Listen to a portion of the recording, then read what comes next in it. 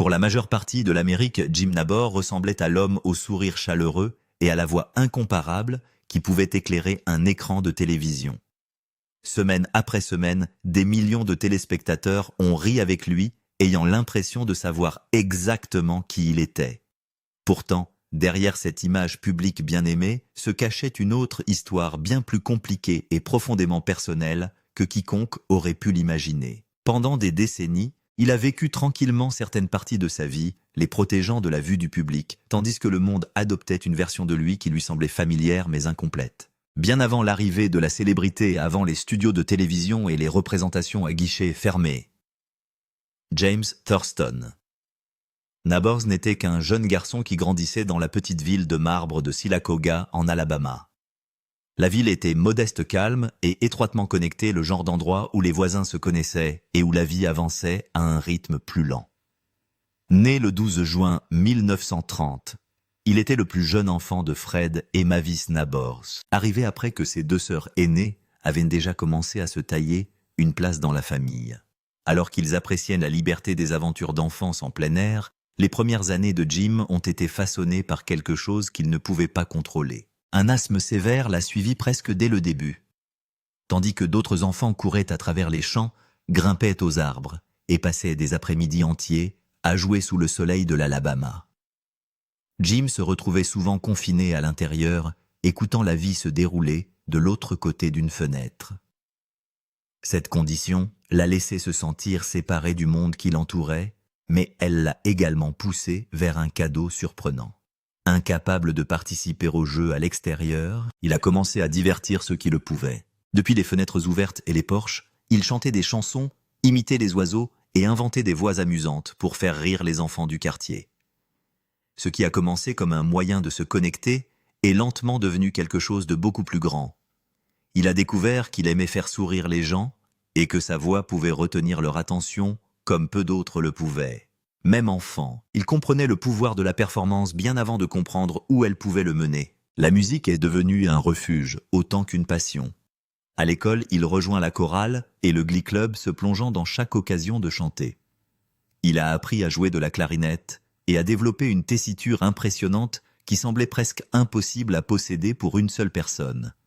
Une voix était suffisamment riche, douce et puissante pour remplir le sanctuaire d'une église, tandis que l'autre était enjouée, exagérée et capable de transformer une conversation ordinaire en comédie. Ces deux voix finiront par devenir le fondement d'une carrière extraordinaire. À l'époque, cependant, ils n'étaient que des fragments de qui il était. Ils se déplaçaient entre eux sans effort, sans jamais se rendre compte qu'un jour, des millions de personnes reconnaîtraient les deux. Le contraste a fasciné le public parce qu'il semblait si inattendu et pourtant cela lui est venu naturellement. En 1948, Jim s'inscrit à l'université d'Alabama à Tuscaloosa. Contrairement à de nombreux futurs artistes, il n'est pas arrivé avec des rêves de Broadway ou d'Hollywood.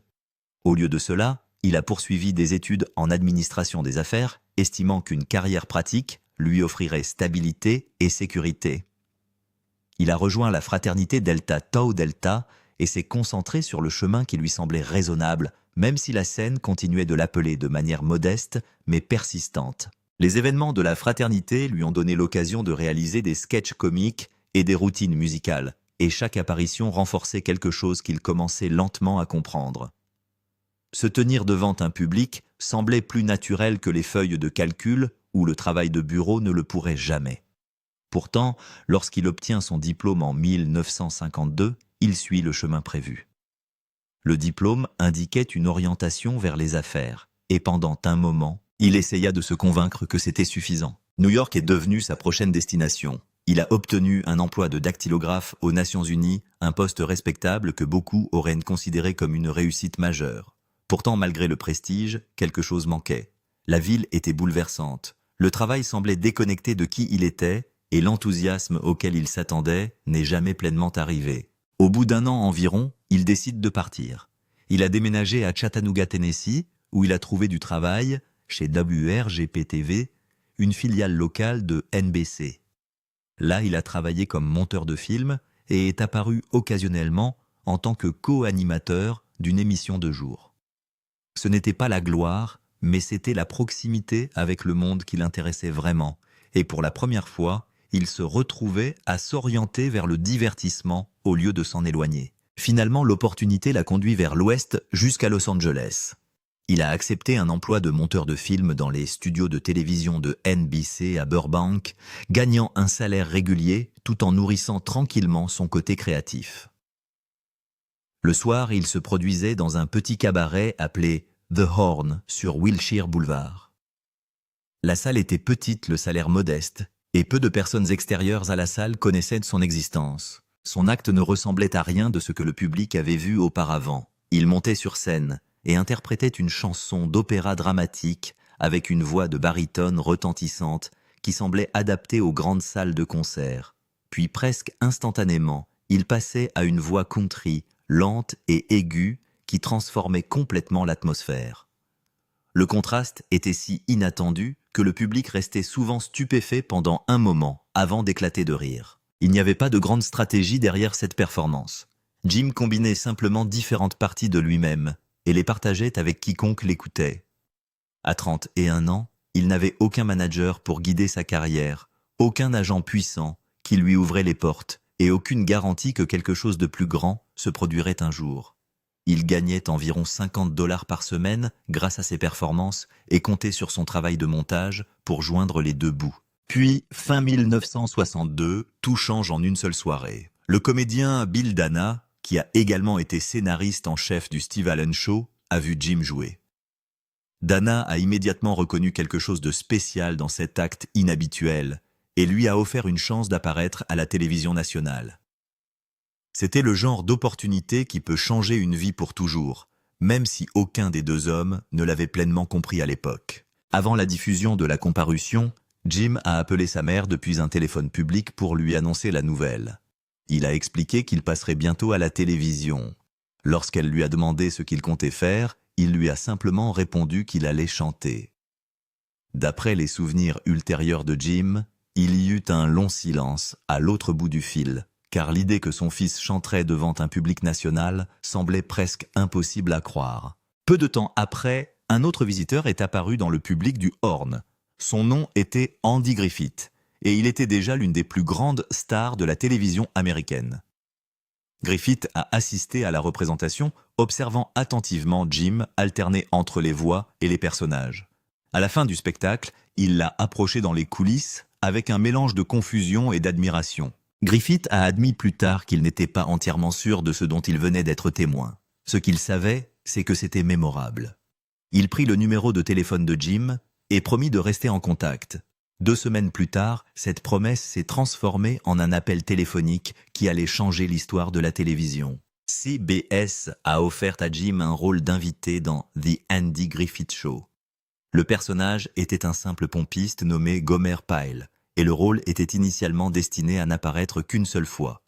Personne impliqué ne s'attendait à la réaction qui a suivi. Lorsque l'épisode a été diffusé en novembre 1962, les téléspectateurs sont immédiatement tombés amoureux du personnage doux, innocent et infiniment optimiste. Les lettres affluent sur le réseau. Le public voulait plus de Gomer Pyle. Ce qui a commencé comme une seule apparition s'est rapidement transformé en plusieurs épisodes et en peu de temps, le personnage est devenu l'un des personnages les plus appréciés de la télévision.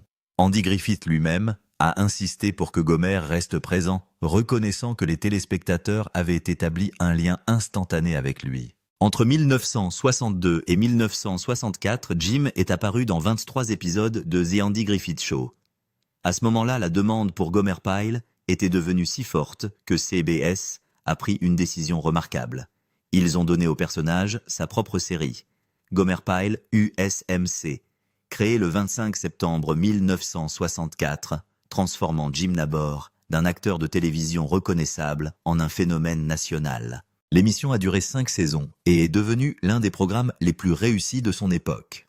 Année après année, elle reste parmi les séries les mieux notées du pays. Au cours de la saison 1967 à 1968, il s'est classé 3e en Amérique et lors de sa dernière saison, il a grimpé jusqu'à la 2e place.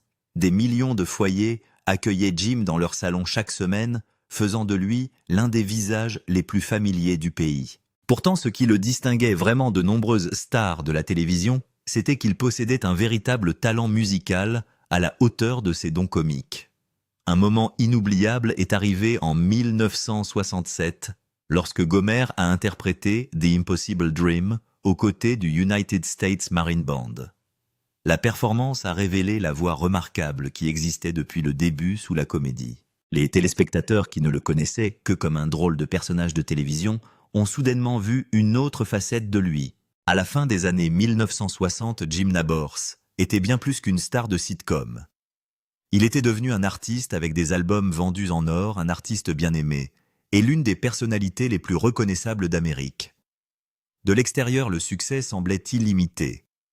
Pourtant, même si sa renommée grandissait de plus en plus, certaines parties de sa vie restaient soigneusement protégées. Des histoires qu'il racontait discrètement alors que des millions d'admirateurs croyaient connaître l'homme dans son ensemble. Pendant des décennies, ces chapitres cachés sont restés exactement là où il les voulait, hors de portée des gros titres et de la curiosité du public. Les rires, la musique et le succès étaient réels, mais ils n'étaient qu'une partie d'un voyage bien plus vaste. Derrière cette célébrité se tenait un homme qui avait passé sa vie à équilibrer l'adoration publique et la vérité privée, attendant bien plus tard dans sa vie pour enfin permettre au monde de voir le tableau complet. Carol Burnett aimait tellement la voir dans son émission qu'elle l'a ramené pour chaque première de la saison de The Carol Burnett Show pendant toute sa diffusion de 1967 à 1978, parce qu'elle pensait qu'il portait chance. CBS lui a donné son propre créneau aux heures de grande écoute. Il a conclu des contrats de marchandises, des distinctions militaires, puis à la fin de 1969, sa propre émission de variété d'1 heure, The Jim Nabors Hour, qui a été créée le 25 septembre et est devenue un succès immédiat. Cela lui a même valu une nomination aux Emmy Awards. Puis en 1971, en 6 mois environ, cette partie de sa carrière s'est effondrée à cause de quelque chose qu'il n'avait jamais fait. À la fin des années 1960, un couple gay d'âge moyen à Huntington Beach, en Californie, était devenu connu pour avoir organisé une grande fête annuelle à la maison.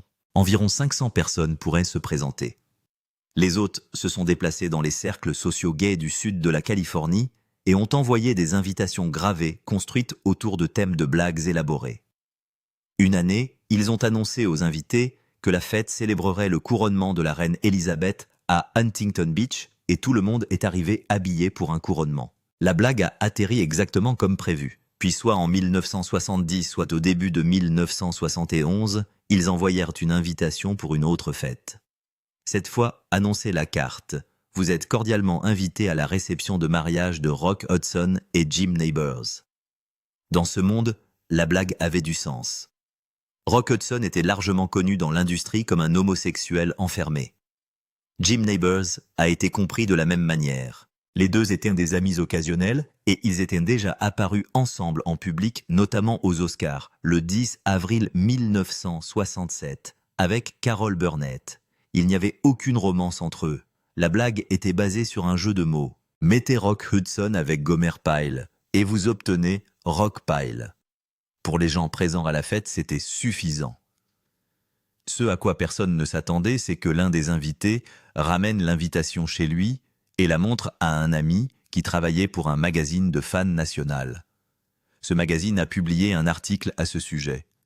Les noms n'étaient pas donnés directement, mais l'allusion était assez évidente. À partir de là, l'histoire s'est répandue. Un disque jockey de Chicago a ajouté d'autres indices. Les colonnes de potins l'ont repris. Au printemps 1971, le pays était plein de rumeurs selon lesquelles Rock Hudson et Jim Nabors s'étaient mariés en secret. La rumeur était complètement fausse. Il n'y avait pas eu de mariage. Le mariage homosexuel n'était légal nulle part aux États-Unis. Les deux hommes avaient assisté à certaines des mêmes réunions et travaillé dans le même monde du divertissement, mais n'avaient eu aucune relation amoureuse. Ils n'en avaient même jamais parlé. Des années plus tard, dans une interview de 1985 avec la chroniqueuse Marilyn Beck, qui a été réimprimée dans le Youngstown Vindicator, le 1er septembre, Rock Hudson a expliqué toute l'histoire et l'a retracée aux invitations de Huntington Beach. Il était toujours en colère 14 ans plus tard. À ce moment-là, il n'était qu'à 4 mois de sa mort due au sida qu'il avait annoncé publiquement fin juillet 1985.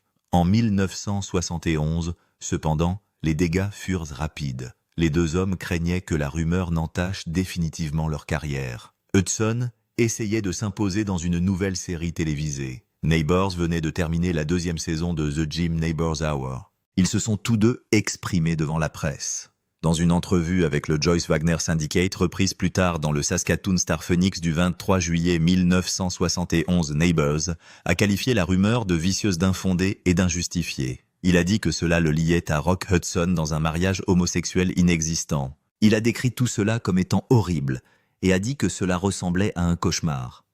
Lorsqu'on lui a demandé directement s'il était gay, il a donné la réponse qu'il continuerait à utiliser pendant des décennies. Il a dit qu'il avait été tellement occupé par sa carrière qu'il n'avait pas beaucoup réfléchi au mariage.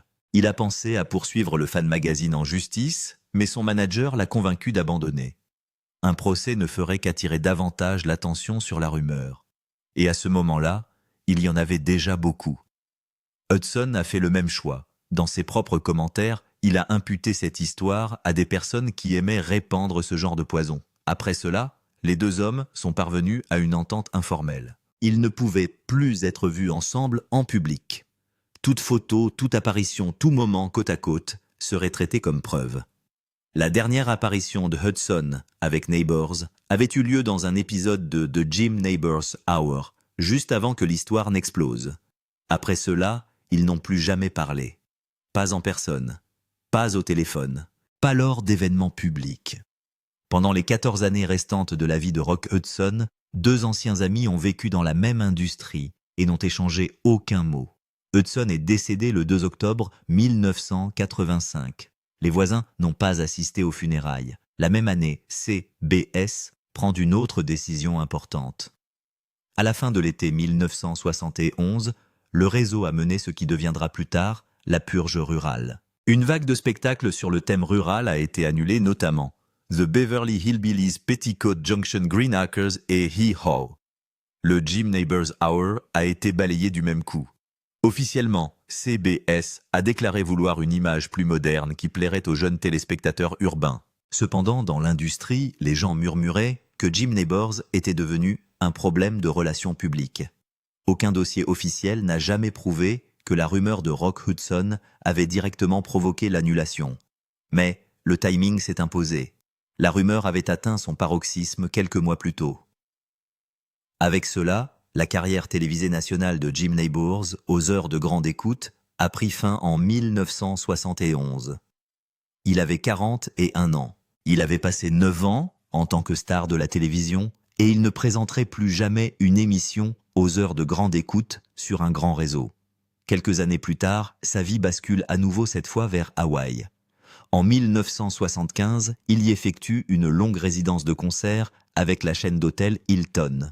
L'accord s'est finalement transformé en un programme qui lui a permis de se produire à Hawaï pendant 10 mois par an en alternance entre les propriétés Hilton d'Oahu et de Maui. L'argent était bon, mais le rythme l'épuisait.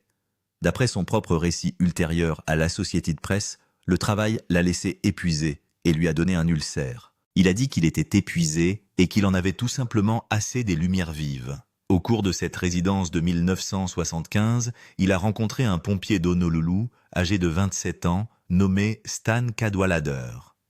L'histoire complète de leur première rencontre n'a jamais été rendue publique en détail, mais la relation qui a suivi a duré le reste de la vie des voisins. Cadwallader avait 18 ans de moins que lui et avait travaillé pour les pompiers d'Honolulu. Des années plus tard, dans une interview accordée à Hawaii News Now en 2013, Neighbours a expliqué qu'ils avaient d'abord travaillé ensemble dans le cadre d'une relation d'affaires avant que la relation ne devienne romantique. Avec le temps, Cadwallader a quitté le service d'incendie et a commencé à gérer les affaires personnelles et professionnelles de Neighbours à plein temps. Ils ont emménagé ensemble et sont restés ensemble pendant 38 ans. Entre amis dans le monde du divertissement et à Hawaï, leur vie ensemble n'était pas vraiment un secret. Les gens autour d'eux savaient exactement qui ils étaient, les uns pour les autres. Pourtant, le grand public américain, dont beaucoup regardaient encore les rediffusions de Gomer Pyle dans les années 1980 et 1990, n'en était pas conscient. Ensemble, Neighbours et Cadwallader ont acheté une ferme de 500 acres à Hana, dans la partie rurale, est de Maui. La terre produisait des noix de macadamia et des fleurs tropicales. Et au début des années 1980 Neighbors était devenu un producteur agricole commercial vendant les récoltes de macadamia aux grossistes. Cette ferme lui rapportait bien plus que des revenus. Cela lui donnait de l'intimité. Hana se trouve à environ 3 heures de l'aéroport de Maui par la sinueuse Hana Highway, et le voyage à lui seul a éloigné la plupart des curiosités du continent. Les touristes n'affluaient pas. Les journalistes se présentaient rarement, les célébrités n'ont pas dérivé. Pour les voisins, cette distance comptait. Il a continué à jouer aussi. À la fin des années 1970 et dans les années 1980, il est resté une tête d'affiche régulière dans les showrooms de Las Vegas, y compris au Las Vegas Hilton, où il est revenu en 1985 pour une résidence de retour. Il a chanté avec le Dallas Symphony Orchestra et le Saint Louis Symphony Orchestra. Au cours de sa carrière, il a enregistré 28 albums studio et remporté 5 disques d'or ainsi qu'un disque de platine. Il a également joué des rôles de soutien dans 3 films de Burt Reynolds, The Best Little Whorehouse in Texas en 1982, Stroker Ace en 1983 et Cannonball Run to Setu en 1984. Chaque week-end du Memorial Day, juste avant le début des 500 miles d'Indianapolis, sur l'Indianapolis Motor Speedway à Speedway dans l'Indiana, une foule d'environ 300 000 personnes se lève pour une chanson qui compte presque autant pour l'événement que pour la course elle-même. Cette chanson s'appelle Back Home Again in Indiana, écrite en 1917 par Ballard MacDonald et James F. Hanley. Et au fil du temps, elle est devenue l'hymne non officiel de l'Indiana. Puis en 1972, un an après la fin de son émission de variété, Jim Neighbors fut invité à la chanter. Il s'est avancé à chanter la chanson et quelque chose a immédiatement cliqué. La foule a adoré. Le Speedway lui a demandé de revenir l'année suivante puis l'année suivante, et peu de temps après sa voix est devenue partie intégrante de la course d'une manière que personne n'aurait pu prévoir. Il a chanté avant les 500 000 d'Indianapolis de 1972 à 2014. La maladie l'a tenu à l'écart en 2007, ce qui marquait la première fois en plus de 20 ans qu'il manquait l'événement. Pourtant, il est revenu en 2008 et a continué. Sa dernière apparition a eu lieu le 25 mai 2014, alors qu'il avait 83 ans. Pendant 42 ans, il a chanté dans tous sauf un. Aucun autre artiste n'est devenu aussi étroitement lié à un rituel annuel des 500 000 d'Indianapolis. Et avec le temps, le Speedway en est venu à le considérer comme le visage musical non officiel de tout l'événement. À sa mort en 2017, le chauffeur Tony Kanaan a déclaré ce que beaucoup de gens ressentaient déjà. Jim Neighbors sera toujours la voix de Back Home Again dans l'Indiana. L'audience de ses représentations dans les tribunes et à la télévision était alors estimée à plus de 300 millions de téléspectateurs cumulés sur ces 42 années. Les voisins ont ensuite balayé ses éloges d'une manière qui semblait profondément sincère. Il a dit que les applaudissements n'étaient jamais vraiment pour lui. Selon lui, cela appartenait à la chanson, à la course et au sentiment de ce moment. Pourtant, sa modestie cachait quelque chose d'important. La tradition est devenue ce qu'elle était parce qu'il lui a donné une voix humaine que les gens attendaient année après année. Cette même image publique douce l'a suivi partout, ce qui a rendu ce qui s'est passé au début des années 1990 particulièrement cruel. Lors de vacances personnelles en Inde, Neighbors a fait ce que font de nombreux voyageurs. Il s'est promené dans les marchés locaux, a cherché de petits souvenirs et a acheté un rasoir traditionnel sur un stand. De retour dans sa chambre d'hôtel, il s'en servait pour se raser et se blessait un peu. À l'époque, cela ne semblait rien. Environ 2 ans plus tard, cela s'est avéré être le début d'une crise médicale qui a failli mettre fin à ses jours. Le rasoir avait été contaminé par l'hépatite B. Le virus étant transmissible par le sang, une lame partagée pourrait le transporter.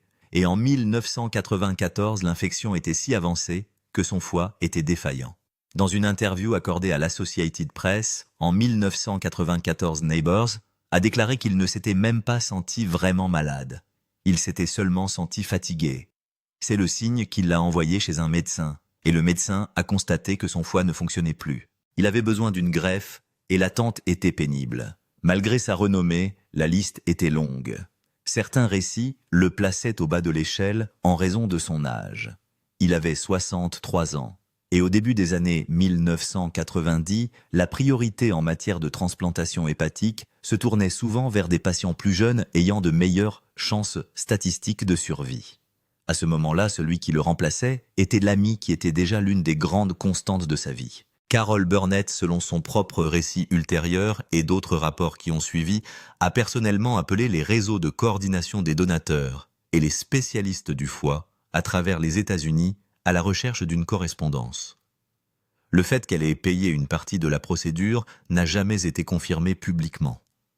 Ce qui est clair, c'est qu'elle a passé les appels aidés à localiser le donneur et l'a soutenu pendant la crise. La greffe a eu lieu en 1994. Les voisins ont survécu et cet acte d'amitié lui a permis de vivre encore 23 ans. Leur lien avait commencé en 1965 et avait duré 52 ans. Après sa mort, Burnett a déclaré au Hollywood Reporter que son cœur était lourd. Elle a dit qu'elle était reconnaissante qu'il ait joué un rôle si important dans sa vie. Elle a dit qu'il lui manquait. Elle a dit qu'elle l'aimait. Ces mots ont été prononcés avec une force supplémentaire parce qu'ils venaient de quelqu'un qui connaissait l'homme privé derrière le sourire public depuis plus d'un demi-siècle. Au moment où le pays a vu un autre chapitre profondément personnel de sa vie, Neighbors avait déjà 80 ans. Le 15 janvier 2013, 6 semaines seulement après que Washington ait légalisé le mariage homosexuel, lui et Stan Cadwallader ont pris l'avion d'Hawaï pour Seattle. Ils se sont installés à l'hôtel Fairmont Olympic et ont organisé une petite cérémonie dans leur chambre d'hôtel avec un juge et quelques amis proches d'Hawaï. Les voisins avaient 82 ans. Cadwallader avait 64 ans. Ils étaient ensemble depuis 38 ans déjà. Le lendemain matin, Neighbors a accordé une courte interview à Hawaii News Now. Il parlait clairement sans drame et ses paroles portaient le poids calme d'un homme qui a attendu très longtemps. Il a dit qu'il était assez évident qu'en tant que couple, ils n'avaient aucun droit et qu'après 38 ans, quelque chose devait se passer. Il a dit qu'il devait consolider quelque chose. Dans la même interview, il a expliqué qu'il n'avait jamais fait un grand secret sur sa sexualité, même s'il était resté silencieux parce que c'était personnel. Il a dit qu'il n'était pas allé le dire aux gens. Il a dit qu'il avait été très heureux d'avoir un partenaire de 38 ans. Il a dit qu'il se sentait très chanceux et qu'il était tout simplement très heureux. C'est ainsi qu'il s'est présenté dans le pays qu'il divertissait depuis 1962. Il n'y a eu ni grande révélation, ni longue confession, ni campagne soignée. Il s'est marié dans une chambre d'hôtel à Seattle et s'est dit heureux. Pour un homme qui avait passé 50 et un an comme un non connu, 42 d'entre eux techniquement dans le placard et 38 d'entre eux dans une relation stable, loyale et cachée, ce simple moment disait tout. Ce qui suivit comptait tout autant. La réaction à travers le pays a été à tous égards visible, extrêmement chaleureuse. Il n'y a pas eu de boycott ni de protestation. Les émissions qu'il avait transportées dans les foyers américains pendant des décennies sont restées en syndication. Le corps des marines ne l'a pas dépouillé de sa commission honoraire. L'Indianapolis Motor Speedway l'a accueilli en 2013 et à nouveau en 2014. Carol Burnett l'a félicité publiquement. Les fans qui aimaient Gomer Pyle depuis un demi-siècle ont continué à l'aimer. Pendant des années, Hollywood avait traité ce genre de vérité comme une menace de fin de carrière. Rock Hudson l'avait si profondément craint qu'il s'est éloigné de ses voisins en 1971 pour protéger son propre avenir. Pendant des décennies, la possibilité d'être exposé a plané sur les voisins comme une arme silencieuse. En 2013, cette peur avait perdu son emprise. Il avait vécu assez longtemps pour atteindre un pays qui avait changé autour de lui. Et lorsqu'il se retrouva enfin à découvert le ciel, ne lui tomba pas sur la tête. Un peu plus d'un an plus tard, il montait une dernière fois sur la scène des 500 000 d'Indianapolis. C'était le 25 mai 2014. La foule consciente que ce pourrait être la dernière était jusqu'alors la plus nombreuse de l'histoire moderne de l'événement. Neighbors avait 83 ans. Sa voix portait toujours la même richesse à laquelle les gens s'attendaient. Et quand il a chanté « Back Home Again » dans l'Indiana pour la dernière fois, cela ressemblait moins à une autre représentation qu'à un adieu que les gens comprenaient sans avoir besoin d'explication. Il fit un signe de la main, puis il s'éloigna. Il n'a plus jamais chanté en public. En 2015, alors qu'il a eu 85 ans, Carol Burnett s'est envolée pour Hawaï pour célébrer avec lui chez lui à Honolulu. Une photographie du 12 juin 2015, publiée plus tard par le Honolulu Star Advertiser, les montre tous les deux souriant à côté de son gâteau d'anniversaire. Tous deux avaient 80 ans, et leur amitié durait alors depuis 50 ans. Et cette longue histoire semble rester tranquillement dans l'image avec eux. Mais sa santé se détériorait depuis des années. Les médicaments immunosuppresseurs qu'il prenait depuis la greffe de 1994 commençaient à l'épuiser. En 2017, il était en déclin constant. Puis le 30 novembre 2017, à son domicile d'Honolulu, avec Stan Cadwallader à ses côtés, Jim Nabors est décédé à l'âge de 87 ans. Cadwallader a déclaré plus tard à l'Associated Press que son corps avait tout simplement cédé. Il a également publié une courte déclaration pleine de chagrin et de retenue. Il a dit que tout le monde savait que son mari était un homme merveilleux. Il a dit que c'était tout ce qu'il pouvait dire. Il a dit que son mari allait nous manquer. Les réponses sont venues rapidement. En moins d'une heure, le corps des Marines des États-Unis a publié son propre hommage sur Twitter. On pouvait y lire Semper Fi Gomer Pyle, Rest in Peace, Jim Nabors, l'un des rares à avoir été nommé Marine honoraire. Karen Pence, alors épouse du vice-président et ancienne première dame de l'Indiana, a écrit qu'elle l'avait entendu chanter Back Home Again dans l'Indiana d'innombrables fois et que sa belle voix leur manquerait. Ses funérailles ont eu lieu en privé à Hawaï. Par la suite, ses cendres ont été réparties entre Honolulu et le terrain funéraire familial à Silacoga, en Alabama, où ses parents et ses sœurs avaient déjà été enterrés. Ce dernier lieu de repos lui semblait approprié, car sa vie s'était toujours étendue à travers des mondes très différents.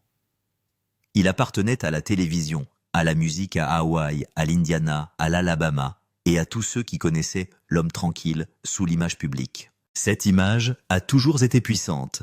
Lorsque l'Amérique regardait Gomer Pyle USMC les vendredis soirs de 1964 à 1969, les téléspectateurs croyaient qu'ils regardaient un marine-doux simple et lent venu du sud rural. Ce qu'ils voyaient en réalité, c'était un ancien monteur de films de NBC, âgé de 34 ans, titulaire d'un diplôme en administration des affaires de l'Université d'Alabama, d'une voix d'opéra cachée, et d'une vie privée qu'il devait protéger dans un pays où l'homosexualité était illégale dans 49 des 50 États. Le personnage qu'il incarnait s'inspirait en partie de personnes qu'il avait connues à Silacahoga et en partie de sa propre enfance façonnée par l'asthme qui l'avait retenu à l'intérieur et l'avait mis à part très tôt dans la vie. Une grande partie de ce que les gens pensaient de lui reposait sur une performance soigneusement construite. L'innocence comique a été conçue, la voix que les gens connaissaient à la télévision faisait partie de l'acte. L'homme derrière tout cela, selon ceux qui le connaissaient le mieux, était réservé, doux, intelligent, avec l'argent sérieux, dans son travail, passionné d'opéra généreux, en pourboire et attentif à l'image qu'il montrait au public. Carol Burnett l'a décrit comme l'une des personnes les plus gentilles du monde du divertissement. Et cette image semble correspondre à la façon dont ses amis se souviennent de lui.